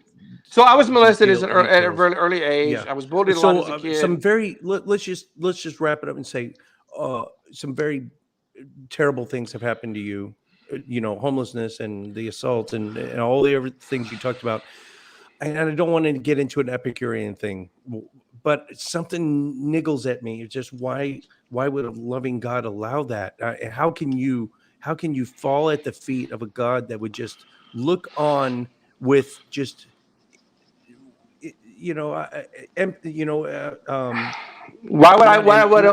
indifference? He just looks on at this with indifference. Why would I want to believe in a God that would allow me to be in a situation that was bad? Is that what you're saying? For the most part, to test you. Oh, well, is he testing the little child that hasn't reached the age of recollection yet? It has no idea. The light bulb has not come on. Some starving kid in Africa. No, that's not a test. No. First of all, for me to accurately speak on that, I'd have to know the mind and will of God. So I can't accurately decide why God allows people to starve in Africa and this and the other. Location, maybe? I don't know. Curses of previous generations, perhaps. The Bible talks about families and the curses placed on generations of certain families and tribes for their disobedience of God. So I can concur that. But as far as what happened to me, I don't blame God because I was molested as a kid. I don't blame God for me being bullied as a kid. I don't blame God because my dad didn't want me as a kid. I don't blame God for any of that mess because it's about free will. God allows bad things to happen to good people. God allows things to happen to us. I could sit there and cry. In the live chat, the live chat, Guitar Dog asks, do the victims have free will too? Yeah. Everybody has free will. It seems like when for example, you say why is he favoring the perpetrator? Did I have to go over to the shed? No. Does a woman have to go jogging late at night down at the park? No. Shoot. Does anybody? Nobody. Look, we all make decisions that put us in bad situations. God is not out there to sit there and go, okay, because you're running out at night, which is probably not a good thing you should do. I'm going to allow you to get raped, or you're about to blow up the live chat. I'm going to protect you from getting raped. Now, does God sometimes intervene? Do angels intervene? Yes, I believe they do. I've been bailed out of a lot of bad situations myself, but at the same time, I'm also been allowed bad things to happen to me. Why? Because if God controlled everything, there would be no free will. And so, what's the argument about free will? We wouldn't have it. God gives us free will to make decisions that encompass our direction in life. What happens to us. I know. I apologize. I don't know why y'all have a problem with that. Let's switch to something that's a little more YouTube friendly. I guess what I'm trying to find out is, do you want me to feel bad because bad things happen to me? Do you want me to blame and curse God because bad things happen to me? That doesn't make sense to me. Well, I gave you another example.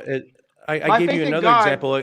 You're an adult man capable of making your own decisions, but that doesn't explain why a tsunami would wipe out 100,000 Indonesians, including small children that have no clue that it's a punishment or a test.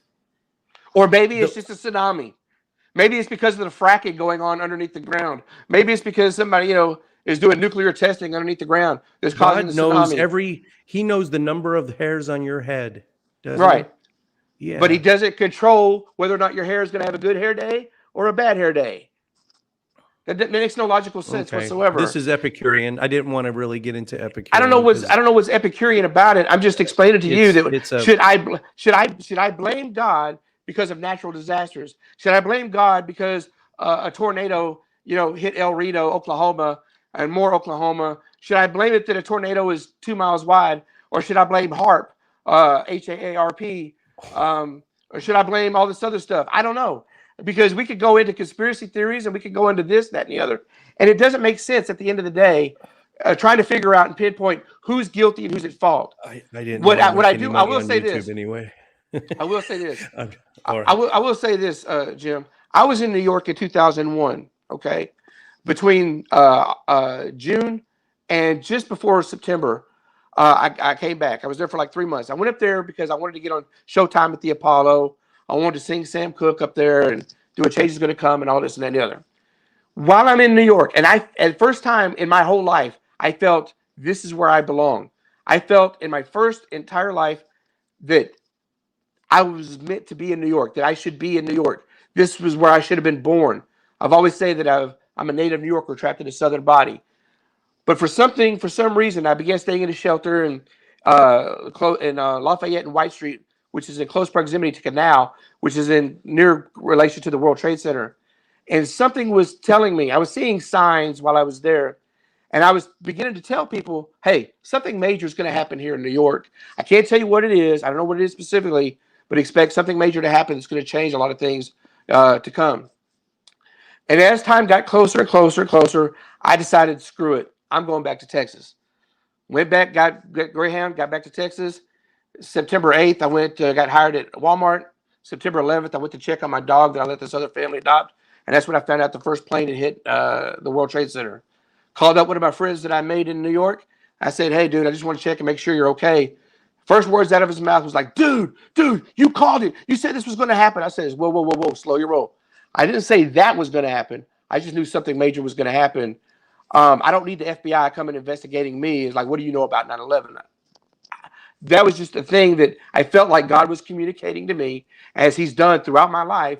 When things are starting to go a certain way, has given me an opportunity to get out. You don't have to believe that. You don't have to accept it. I'm gonna. If David Worley's still in the live chat, is that the Texas sharpshooter fallacy? And ask me, he's our fallacy master. I think that's a Texas sharpshooter or confirmation bias. Texas sharpshooter fallacy. Anyway, Jason Ellis asks, does God know the outcome of all events? First question. Does he? Is he? Can he see the future?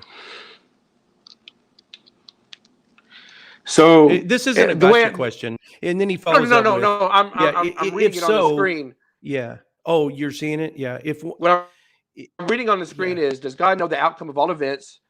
If so, can an agent deviate from what God he's has asking, do we truly have free? He's asking, do we truly have free will if he knows what we're going to do? Every step we take, every muscle movement, do we really have true free will? I think that's what he's asking. No, I get the gist of the question. We all know we're going to die, right? We all know we're going to die.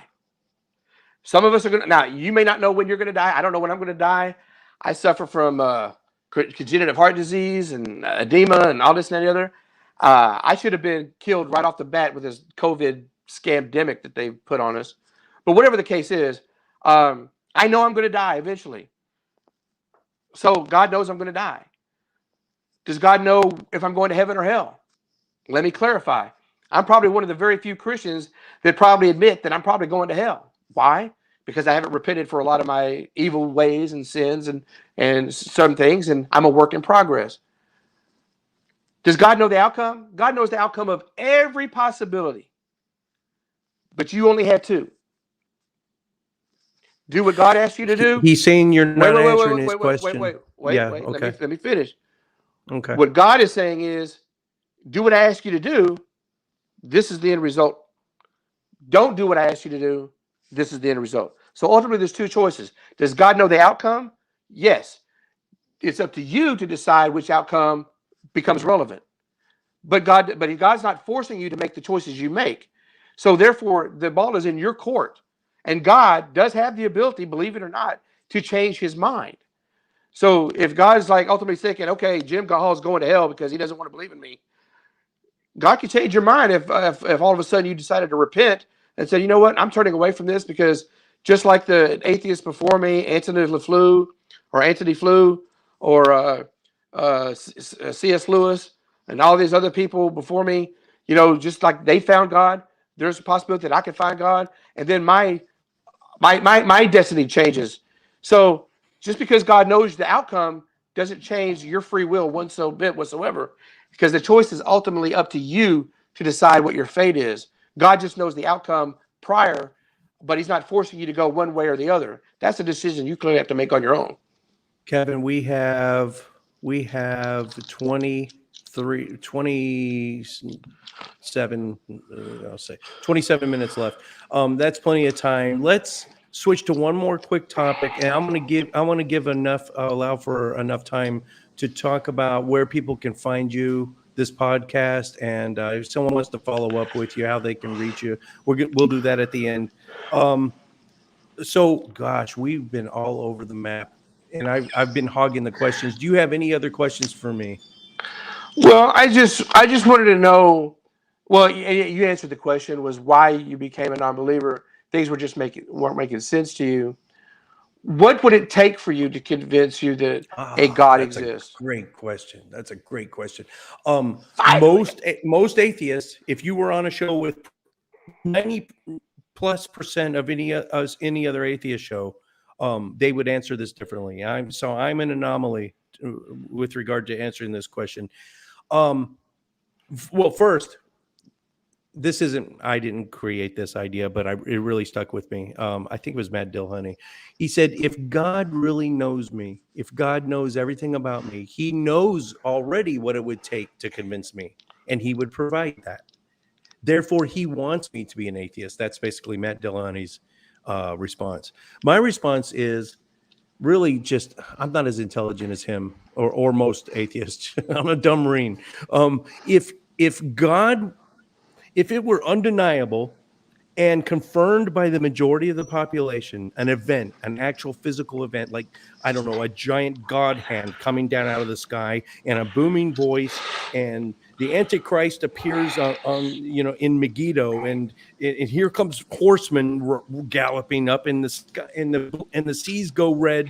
I mean, there is objectively an amount of tangible empirical evidence where I would instantly fall to my knees and say, I am humbled, I am embarrassed as shit, and I'm going to fall to my knees and I'm going to repent my ass off. And I wouldn't go half-hearted. It dumbfounds me how people can really have faith. If you really believe this stuff, and then you're a metal worker, and you're a trash collector, if I really had true faith in all this, I would dedicate everything. This house, it would all be gone. I would live according to Jesus's teaching, and my entire day would be spreading the word. If I would take up a job in the clergy, there would be no other option. There are various parts in the Bible, especially in the book of Revelation, where it talks about in the end times, men would become like women would become like men. People would be talking to themselves. There would be earthquakes in diverse places. There would be rumors of wars and so forth and so on, blah, blah, and they would be increasing, and the weather would be blending into one another. The seasons would be blending into one another. And so in this day and age, when we think about that as what's going on in the world today, and we compare that with the book of Revelation, that should have opened your eyes already. You got now the transgendered movement, being a person who's been a cross-dresser, this and another. I'm appalled at the LGBTQ community for what they're trying to do and trying to get us to change pronouns. A man is a man and a woman is a woman. And even when I was dressed up, I understood the difference. Kevin has is this transgender? Is this a new phenomenon, or do you think even back in the 40s and 50s that? No, it's existed. No, it's existed, but not to the point to where you got people putting on drag shows in front of children, like they're doing now, and trying to get schools to teach this to kids. Right. So this is becoming. And what I'm getting at is there's becoming a normalcy where this is becoming the norm, as opposed to it becoming something that was just taboo and kept behind closed doors. So that's what I'm saying. I'm not saying it never not existed. Yeah, let me get this straight. So you're admitting that gender dysphoria has been a thing since as far back as human history, right? But what you're kind of I can't say that Adam and the fact that it's being socially accepted now. What I'm saying is that if you look at the book of Revelation, when it says that in the last days, men would become like women would become like men, and you see how through the political realm this is being pushed on children and being taught in schools now, this is becoming a norm, and let's embrace the LGBTQ+1, whatever they call it now, community. I just want my rainbow back, man. The rainbow after a storm. That's what I wanted. I don't need people to come in there and change it to benefit their agenda because they want to feel accepted and liberated for who they are. We are men and women. That's the way we're defined. That's the way we're based. But I'm not arguing that. I'm arguing in the book. Wait, hold on. I'm arguing the book of Revelation with what's transpired and this whole talk about climate change and relation. And like the things that are unfolding before our very eyes are the things that were mentioned in the book of Revelation. If you cannot see that, then who's the more blind? Because the Bible is giving you numerous prophecies foretelling what's to come in this world today. And, and people, vanity and people talking to themselves. We all got our headphones on. We're all involved in our phones, our smartphones. The Bible has basically told us what was going to come to pass. And we're just kind of blowing it off, saying, well, that's not enough evidence. So how much more evidence do you need? And to go back to what you just said originally, the people that were led out of bondage by Moses and all that didn't happen. The Exodus didn't happen, right? Hold on. I'm not going to argue that. I won't argue that. The Exodus did happen. No, objectively. Wait, hold on. Let me finish my comment. People were not. Let me finish my comment. Yeah, sure. What I'm saying is, biblically speaking, the Exodus occurred, right? They were led from slavery. They were led across the Red Sea or Reed Sea or whatever you want to call it, led into what they thought was going to be paradise. For 40 years, they roamed around in the desert. And then after a while, they started like, hey, man, where's this paradise we're supposed to be told about? You offered us this and that and the other. And then eventually Moses received the 10 Commandments. God see that they were building golden calves. They were disrespecting God. They were doing their own thing. And so what I'm saying, Kevin, is these people who saw people, what I'm getting at is people saw miracles happen and still chose to go their own way. So I don't believe you when you say that if God came down and performed all these wonderful miracles, you would still be skeptical. Even if for a brief moment you thought, wow, this is cool. I think you would still, because of your skeptical mind, you'd want to sit there and go, I don't know. I think that's all magic. Okay, I see where you're going. Yeah, I see where you're going. First, objectively, I mean, the overwhelming majority of archaeologists, whether they be sectarian or secular, agree on this, Kevin. The Exodus in the numbers that are purported in the Bible didn't even come close to happening. Were Israelites, were Hebrews in bondage? Yeah, absolutely. The 10 tribes of Israel were definitely in bondage to the Assyrians, and they assimilated. The bottom two in Judea were definitely in bondage to the Babylonians. That in ascertainable history, that actually happened. Egyptian bondage did not. That whole entire story is fabricated. Second, and what is your source that was fabricated? The overwhelming preponderance of evidence based on all. Who's preponderance of evidence? Archaeologists, anthropologists. The overwhelming consensus, and I'm talking secular and sectarian. Believers, Israel Finkelstein, the #1 archaeologist in Israel, he wanted it to be true. He went out looking for it to confirm it, and he found the exact opposite. And hats off to him. He was intellectual. Oh, and hats off to you too for calling it the Book of Revelation. There's so many Christians that call it the Book of Revelations. I don't know. It's pedantic of me, but that gets under my skin. The other thing is, that last book of the Bible reads like a horoscope to me. It's very vague. It's very general. Like when you were homeless in New York and you said something's bad going to happen in you. Of course, something bad's going to happen in New York. Something bad always happens. I could say something bad's going to happen in America in the next 1 calendar year, starting today. Something really bad. Everyone look out. And you know what? There's a really good chance I'm going to be right. I'm not talking about somebody falling in front of a metro train. I'm talking about, I knew that there was something that was revelatory that was going to happen major in New York. And the reason why I said that was because there's a building, I think, on Saks Fifth Avenue, I think, or the 7th Avenue. Anyway, there's a building, big white building that has 666 at the top, and it's the address, 666 Park Avenue. And it's in bold red numbers, and apparently a non-believer. It's owned by the Trumps. I don't know who's it owned by, but I just know that It's the owned building. by Trump's son, Donald Jr., I think. All I know is at the time that apparently there was a non-believer that had owned the building. I don't know if it was prior to Trump or during Trump, because Trump says he's a Christian. But whatever the case is, it was a non-believer apparently who owned the building at the time. They had this bright 666, and that was his way of kind of poking fun at Christians and saying, look, the mark of the beast is here, blah, blah, blah, as kind of a joke or whatever.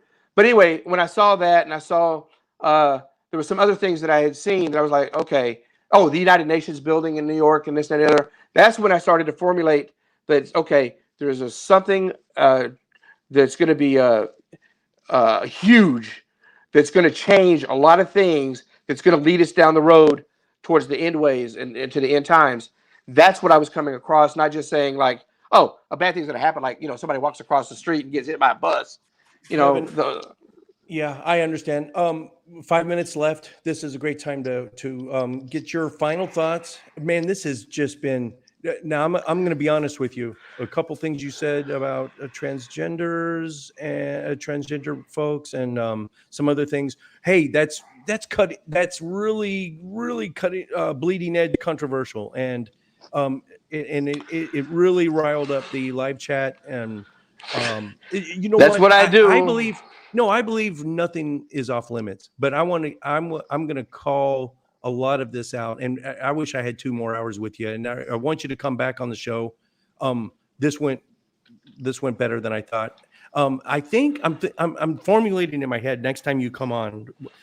My plate is full right now, but when you do come back on, what would you be willing to have like a interfaith panel? You wouldn't be the only Christian, and the non-believers there would be actual transgender folks to let them to. I don't know how many you know, but what if you were to meet and talk to a couple? Do you think that would enlighten you a little bit? Well, first of all, they can't enlighten me because I've been down that road. I've like I said, I've been a cross-dressing bisexual, so it's not like there's not going to tell me anything that I don't already know. Yeah, I saw a picture of you in a skirt on your Facebook. I shared. We didn't even talk about that. So right, and I'm surprised you didn't bring it up. Yeah, no, dude. I wouldn't post pictures if I'm ashamed of who I am or what I've done. I'm an open book. I don't hide things from people because I want you to know about me. I want you to know that I've been down this road and that road, that I've been in jail, I've been all these things, because I want to be able to relate to people. Yeah, and that say, prophecy look, I've and had revelation about men becoming as women, and then you are. I think transvestite's still a word, guys, in the live chat. Someone who may or may not traditionally be homosexual, but still dressed like Herbert Hoover. I think he was heterosexual, but he liked to dress. The way I've explained it is this: you have cross dressers, transvestites, transsexuals, female impersonators, and drag queens. Okay, and that's a sin to you? Well, the Bible says, a man, Deuteronomy 22:5, a man shall not wear that which pertaineth to a woman, and a woman shall not wear that which pertaineth to a man. Now, I will agree that scripture is kind of out of place because of where it's placed in the scriptures, but that's what the Bible says, and I'm okay with that. I'm not, look, I was born a man. My penis was not meant to go into the anal cavity of another man or another woman, for that matter. So the argument to try to justify by sticking your penis in a butt makes no sense whatsoever logically, because it's pleasurable. Even though masturbation is considered a sin, I would say, could you use that as an alternative? Why do you feel you need to? You're opening up so many other topics. I want to hit every one of these topics, but unfortunately, time is kind of up. Kevin, this has been good. I want to have you back. Talk about the pleasure was all mine, man. Yeah, the pleasure was all mine. Yes, and 35 years we haven't talked, and this is. I'm glad to see you, man. You're looking good, man. You're looking good. Thanks, you as well. Just wrap up your final thoughts on how this talk went, and tell us about your podcast and where people can find you. Well, like I said, I have a podcast, but I haven't really done much with it right now. It's on Anchor, and I think there's a couple other ones, but it's primarily Anchor. It's called the Odd Pod with Badwey, ODDPODD. I don't have a lot of things on there. I don't even know if it's still accessible, to be honest with you, because I haven't been on there for so long. But again, I wanted to kind of hopefully eventually have people where I can interview to get the podcast going. I thought about doing a YouTube channel. I got a YouTube channel, but I don't do anything with it hardly either. So I think as time progresses, depending on how this blows up, if people really are truly interested in me, they could, like I said, they could find me on TikTok, or they could find me on. If they go to TikTok, they can find me at John Badwey, Badwey. I do a lot of different things, whether it be singing, rapping. I get banned from there a couple of times because of my commentary, because it's perceived as hate speech, and I don't come across. I don't want people to think that what I'm saying is hate speech. It's just a personal accepting the truth that I have as not just a believer in God. This has nothing to do with God on the issue of transgenderism or this and the other. It's just biological truth that a man was created for a woman was created for a man. That's how we procreate. That's how we move forward. So if people want to engage in in-depth conversations with me and have these intellectual conversations, I'm more than happy to. They can email me if they want. My email is lowercase k _ badways, BADWAYZ @yahoo.com. I'm on Facebook as John Badway.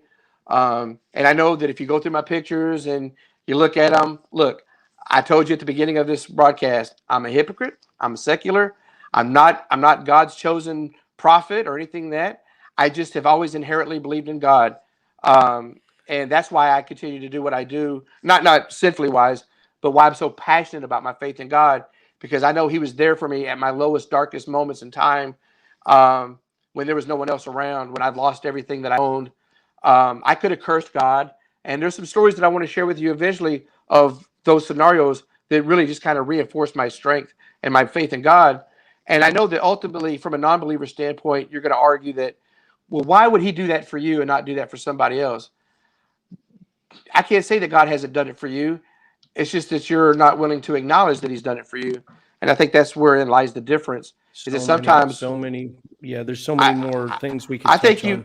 I think you've been blessed in so many different ways that you don't even realize, because like I said, for the most part, you seem like a nice, genuine guy. You care. I think there's a caring heart in you. You put your life on the line for this country, for freedom of speech, for freedom of religion, and freedom to not believe. So, you're a good man, I think. I don't know if you are a good man. You're probably going to kill somebody when we get done, but I hope not. No, I've killed enough people in my life. No more. I hear you. Yeah, thank you so much, and let's have you back. Thanks a Well, lot, I guys, appreciate in the it. live chat. Yeah, and Anytime, we'll see man. you all next time. All right. Take care. God bless.